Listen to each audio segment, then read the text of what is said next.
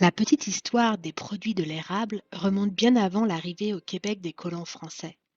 Ce sont les autochtones qui ont découvert la sève qui sortait de ces fameux érables. À l'époque, la sève était plus qu'une friandise riche en vitamine C pour les autochtones. Elle les protégeait contre le scorbut. Lorsque les Européens sont arrivés en Amérique du Nord, ils se sont vite rendus compte que le sirop pouvait facilement remplacer la canne à sucre, et cela à peu de frais. Les autochtones utilisaient leur tomahawk pour faire une entaille en V dans les érables à l'approche du printemps. En se servant d'un copeau de bois placé dans leur entaille, ils récupéraient la sève des érables pour ensuite la concentrer en sirop. Au début, les Européens échangeaient leurs biens contre du sirop. Ensuite, ils ont commencé à récolter leur propre sève. À l'origine, le sucre d'érable est la première sorte de sucre produit en Amérique du Nord. On sucrait les aliments avec du sucre d'érable jusqu'en 1875. Certains disent que c'est le docteur Michel Sarrazin qui le premier a fabriqué du sirop d'érable au Canada. Il a écrit une histoire sur le sucre d'érable pour l'Académie des sciences en 1730.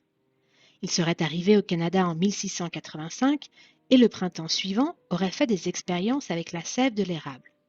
Il l'a analysée, fait bouillir et étudié ainsi les résultats obtenus. C'est alors que l'art du sirop d'érable se serait répandu. La sève de toutes les variétés d'érable contient du sucre.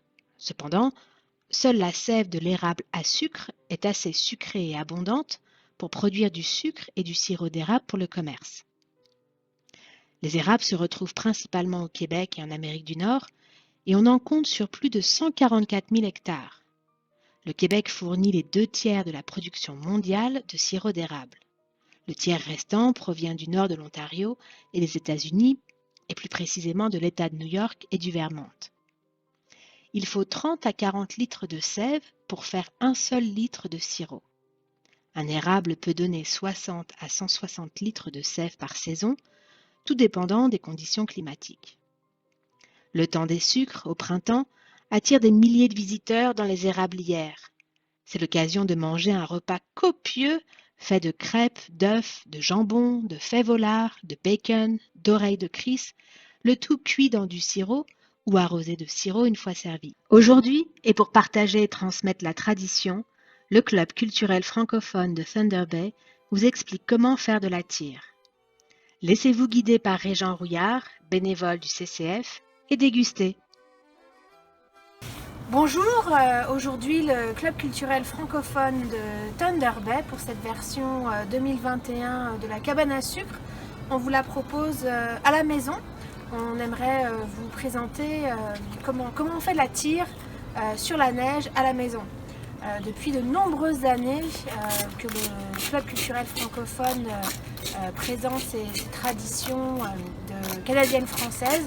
Malheureusement, cette année, on n'aura pas la chance de se voir au parc historique du Fort William ou à la marina pour nos traditionnelles cabanes à sucre.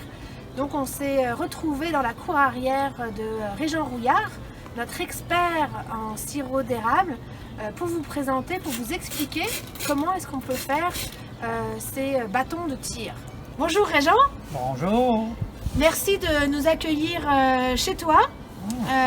Donc comme on le disait, on ne peut pas se retrouver au fort ou à la marina cette année. Et puis tu as bien voulu nous montrer, continuer la tradition pour nous montrer comment on fait la tire d'érable. Oui, bonjour, bienvenue. Je vais vous montrer comment ça marche ici. Là. On a chauffé le sirop, ici là maintenant, ça chauffe au propane. Puis faut chauffer à 236 degrés, 6 Fahrenheit. Puis, quand c'est prêt, on va démontrer comment faire des lignes sur la neige. Alors, Régent, tu dis 236,5 Fahrenheit. 236,6 Fahrenheit. Pourquoi la température est importante? C'est parce que c'est la densité du sirop pour que ce soit la bonne température pour aller sur la neige. Plus bas ou plus haut, ça ne marche pas. OK.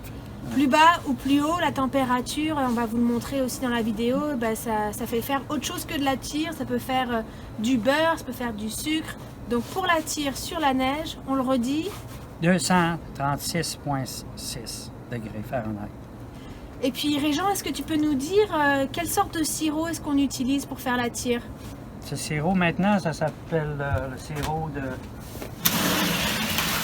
d'érable en folie, médium, catégorie 1.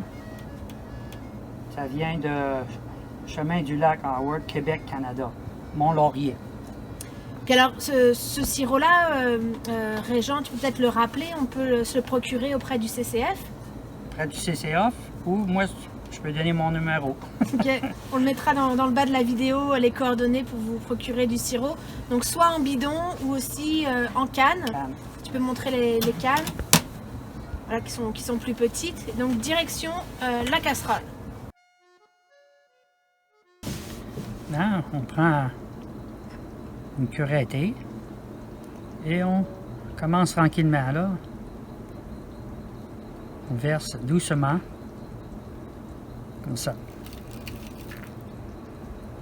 Et on reprend de la tire pour faire une deuxième.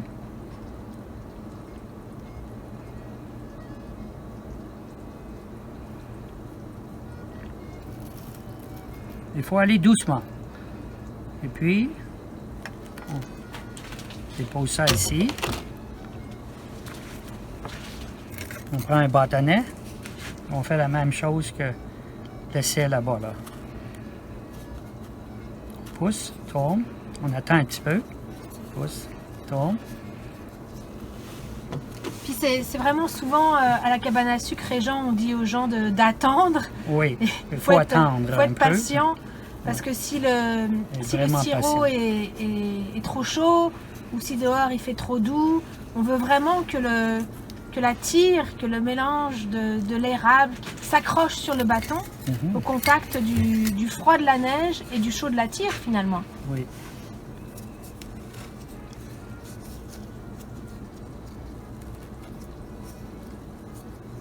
Là.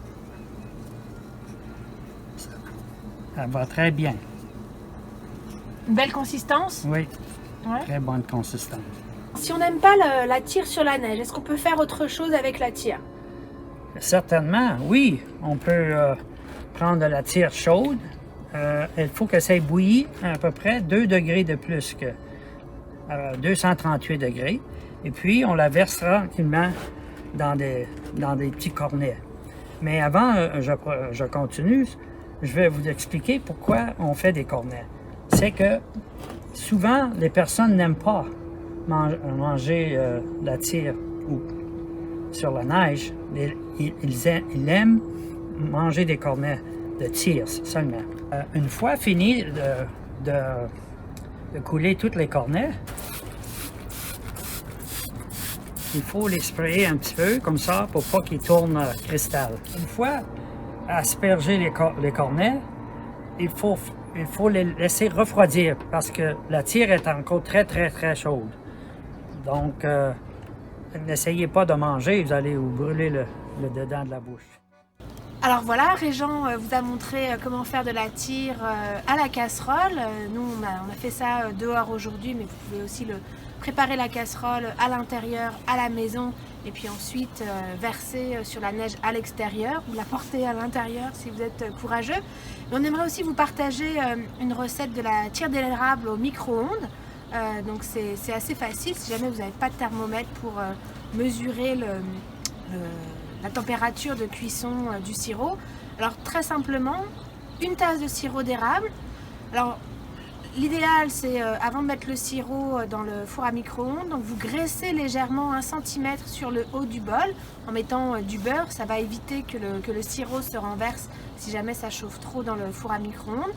Donc vous versez une tasse de sirop d'érable dans le bol, à cuire pendant 7 minutes au four à micro-ondes. Alors le temps de cuisson peut varier un petit peu selon la puissance de votre four. Et puis la préparation est prête lorsque des gouttes de tire forment des petites boules molles dans un verre d'eau froide. Donc préparez un petit verre d'eau, puis dès que vous sortez votre bol du four, prenez une petite cuillère, versez dans l'eau pour vérifier. Donc si ça fait des petites boules molles, ça veut dire que votre sirop est prêt. Et puis voilà, tout simplement, vous versez votre sirop chauffé sur la neige, ou alors vous le mettez au réfrigérateur pour le refroidir. Et puis si jamais vous avez fait trop de tirs, il suffit juste de la brasser, de la remuer pendant plusieurs minutes avec une palette en bois, en fait jusqu'à 10 minutes. Et comme ça, vous obtenez du beurre d'érable. Voilà, c'était la recette de la tire d'érable au four à micro-ondes.